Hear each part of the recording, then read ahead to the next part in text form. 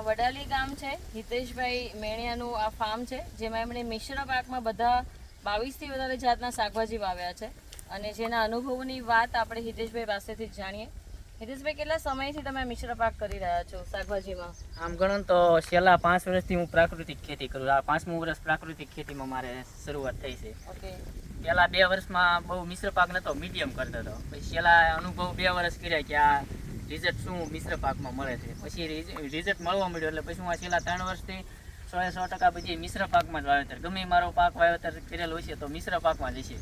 બકાલું કોઈ શાકભાજી હશે તો એ પણ બધું મિશ્ર પાકમાં જ હશે. એમાં એવું નક્કી છે મિશ્ર પાકમાં કે કયા શાકભાજી સાથે કયું વાવવું એમ?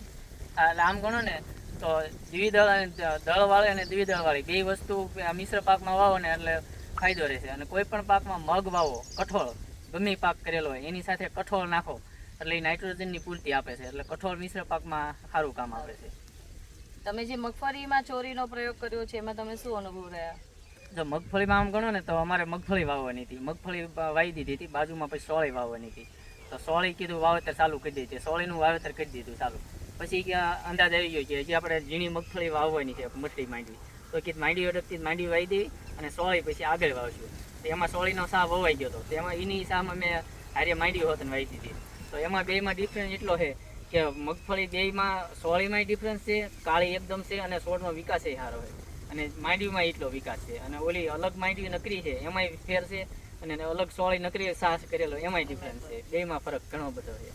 અને તમે હળદર વાવી છે ને સાથે પણ નજીકમાં જ શાકભાજી વાવ્યા છે? હા, હળદર વાવેલી છે. તો હળદરને આમ ગણો ને તો હળદરને કોઈ ગમે એ વસ્તુ વાવી, સાંયે વાવી, તડકા કરતા સાંયે વાવી અને મિશ્ર પાક કરીને તો હળદરને અનુકૂળ વધારે આવે છે. હળદરને આસાદન જેટલું થાય ને એટલો એનો વિકાસ સારો થાય છે.